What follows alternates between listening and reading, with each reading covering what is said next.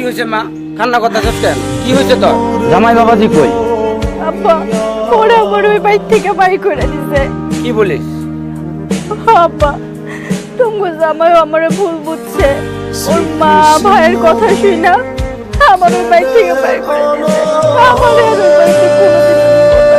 আচ্ছা ঠিক আছে মা, আল্লাহ যা করে ভালোর জন্যই করে,